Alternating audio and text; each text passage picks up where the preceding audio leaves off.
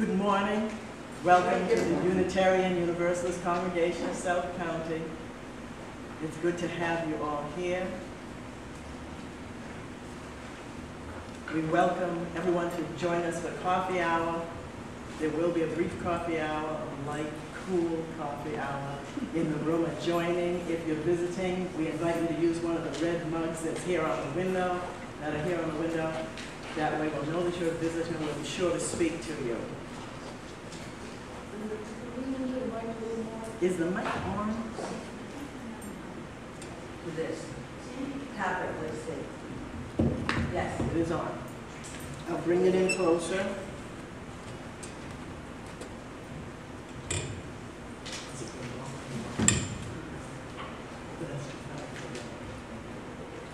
Is this better? Yeah. I can hear myself. Okay. If someone is visiting for the first time and you're willing, we invite you to stand and identify yourself so that we can say hello to you. No one is standing. Even faces that are unfamiliar to me, which just goes to show I don't come to church enough if you've been here before. And now, are there any announcements? I have no announcements here. I guess if there was no news, we are all taking a very relaxed summer, trying to keep cool. We'll now have the prelude, and we'll all focus and center ourselves and prepare for worship.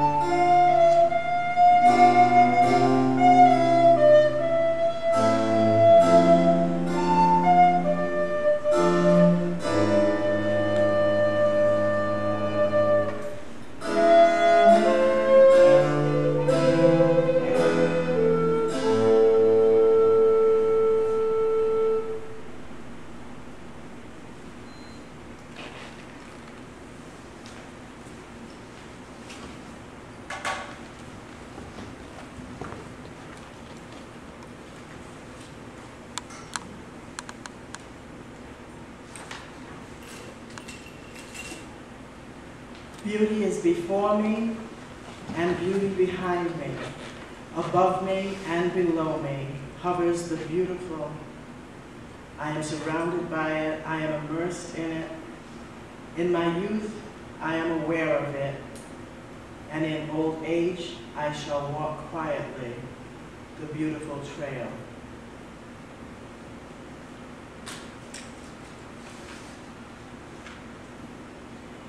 Please stand in body or in spirit and join in singing hymn 327, Joy Thou Goddess, which we will sing to the tune 327 and not the additional or alternative printing yours worship.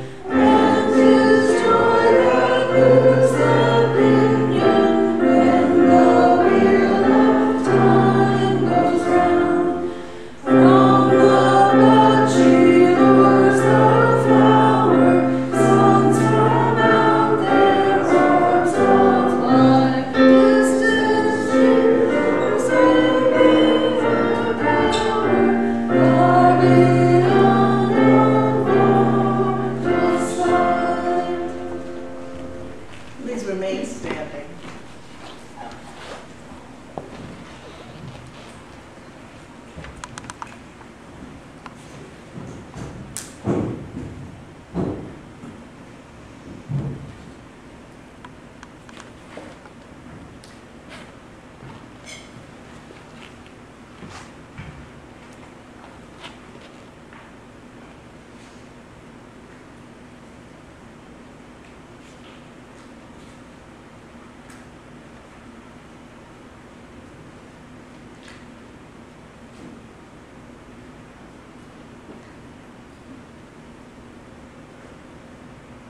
We light this chalice,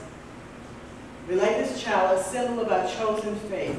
May it be a beacon in our hearts and in our minds, leading us to peace, harmony, and kindness and consideration of every human being. And while we're a nation at war, let us remember that we are a people of peace. Please join now in the call to worship, which is printed in the order of service.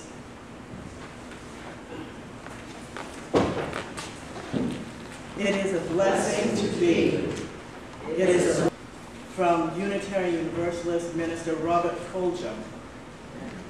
It seems the perfect companion to this topic. All I really need to know, I learned in kindergarten. All I really need to know about how to live and what to do and how to be, I learned in kindergarten.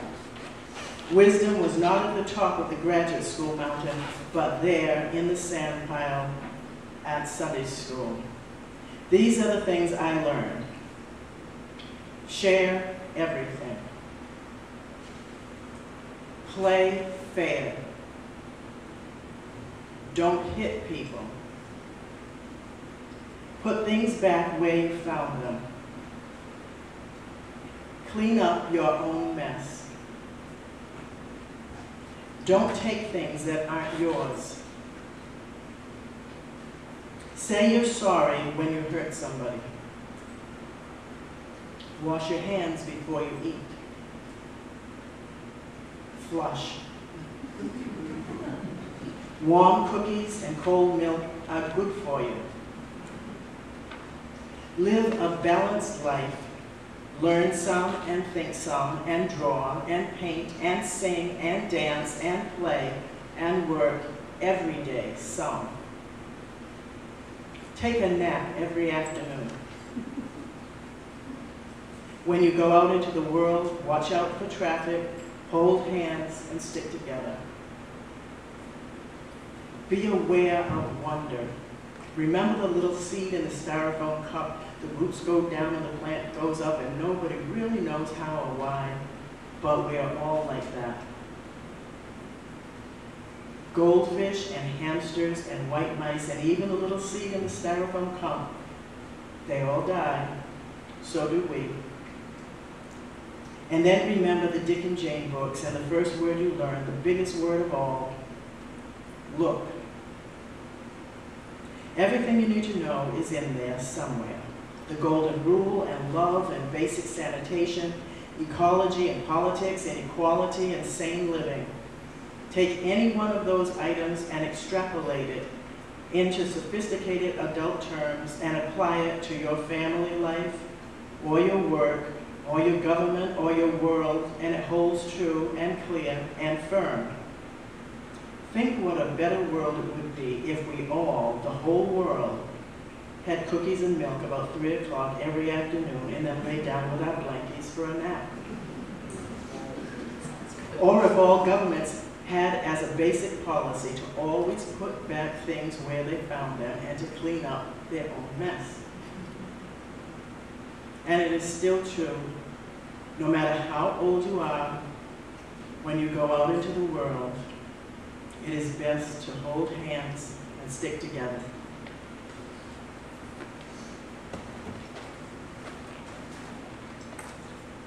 And now, our morning speaker, Marie Younkin Waldman.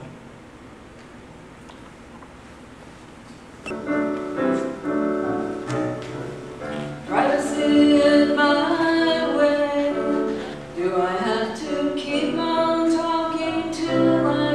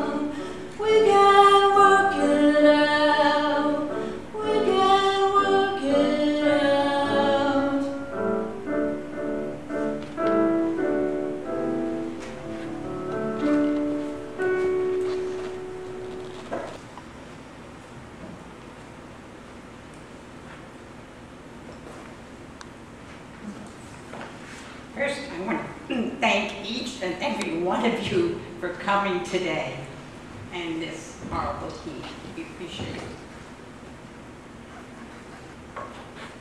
When King Louis XIV asked his nobles to keep off the grass, he probably had no idea that the clever little signs called etiquettes, stationed at strategic locations in his gardens at Versailles to alert the uninformed, and later throughout the palace in the 18th century, would herald a new code of behavior for the next 300 years. We owe a lot to the French for our gentillesse de vivre that has made us better people and more pleasant to be around at home, school, work, or play. But is etiquette too old-fashioned for today's casual times? Do we still need rules for customs and manners?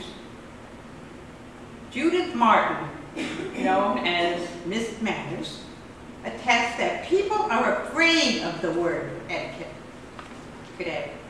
She claims that some see the E word as artificial, elitist, old-fashioned, arbitrary, hypocritical, etc., etc.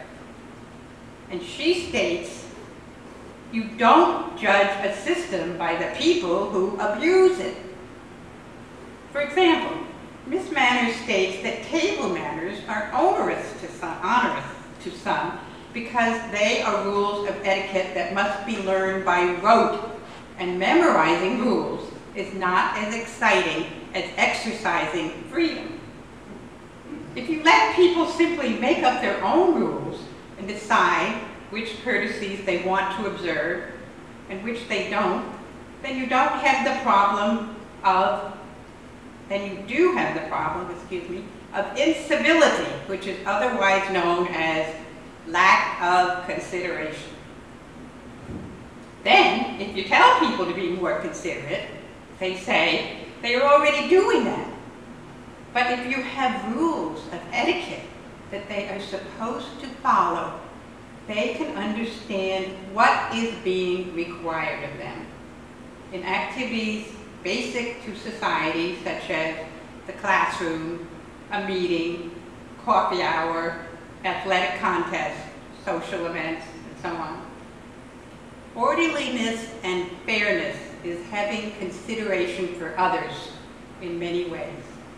This is what keeps society civil, and this is spiritual because it has to do with our behavior towards each other. Miss Manners claims that etiquette is not elitist because it is the great equalizer as it applies to everyone, and it is free. She says that when society refuses to obey the rules of etiquette, rudeness becomes more of a burden to the poor than to the rich. As far as being trivial, Miss Manners says that after people can manage physical survival, manners become crucial, and that tradition gives society meaning and rules by which society can work. She calls this civilization and does not call the foundations of civilization trivial. It means treating everyone with respect. And that is the first line of the self-defense, according to an advertisement for the U.S. Martial Arts Association. Miss Manners claims that if we pay attention to the world around us, we can see what is happening when people are free and left to improvise their own behavior as they see fit. Behold, shoves, shouts, fingers offered, nosiness and bossiness of those airing their curiosity, opinions and advice offered without the restraint of ancient rules of minding our own business and not insulting people to their faces. Miss Manners claims that what we seem to be natural now is really unbridled selfishness, which has turned births, weddings, and deaths into fundraisers, and religious holidays into occasions for self-pity over loneliness, or the quality and number of gifts received. Etiquette protects us from some of these forms of natural behavior and makes our life more peaceful and pleasant. Peggy Post, who is the great-granddaughter-in-law of Emily Post, says that there are 4 things that etiquette is not. Number 1, a set of rigid rules. Number 2, something for the wealthy or well-born. Number 3, a thing of the past. And number 4, snobbishness. She quotes Wordsworth, "The world is too much with us." When she observes that anything goes today, as manners adapt to the times and are more situational. She says, however, that manners are a combination of common sense, generosity of spirit, and a few rules to help us interact thoughtfully. She says that they are founded on the bedrock principles of respect, consideration, and honesty, which are spiritual. Marie Younkin Waldman, Tea with Marie, is known for her enjoyment of afternoon tea, which is a ritual of sharing and creating little extras that feed the soul, nurture the senses, and make space for unhurried conversation. She likes to quote Emily Barnes, author of several books about the tea ritual. "It really isn't the tea. It's the spirit of the tea party. And it is in that spirit that I hope you will join me." If etiquette is spiritual, kindness and caring for others, it can be applied to our use of technology, which is so prevalent in our lives today. There is even a word for our behavior online, netiquette. Have you heard of it? Netiquette. Where you are expected to treat others as you would have them treat you. If you are online, often you should remember that human contact still matters. And don't communicate electronically at the expense of human interaction. You should watch what you say and how you say it when on the computer, and always be careful when clicking send. Here are the top 10 email transgressions, according to a Cidco Communications survey. Number 1, forwarding an off-color joke. Number 2, detailing a personal mishap. 3, writing a message in capital letters. You know what that means? It means that somebody's shouting at you. 4, spreading gossip. 5, discussing personally sensitive issues. 6, criticizing another person. 7, complaining about work or one's boss. 8, using email to dodge discussing issues face to face. And I think a lot of us do that, not meaning to, but I think it happens. 9, going into detail about your own or another person's health problems. We need to be careful with that. And 10, arguing with family or friends. And let's not forget cell phones with these never-evers, talking too loudly, leaving the ringer on in quiet places, ignoring those that you're with, making repeated calls, and using offensive language. The bottom line is etiquette is simply consideration for others, and treating others as we should like to be treated. In my mind, that's something classic, like Shakespeare's themes that go on forever. It is a spiritual way of living when we pay attention to those around us on a daily basis and try to make their lives as pleasant as possible. Remember 9/11? The 10th anniversary is coming up. Wouldn't it be nice to see everyone going out of their way to be nice to each other again as they did after 9/11? But it shouldn't have to take a tragedy to make us realize that loving each other and treating those we love with kindness is a spiritual way of living that is worthwhile. Is etiquette old-fashioned? You decide.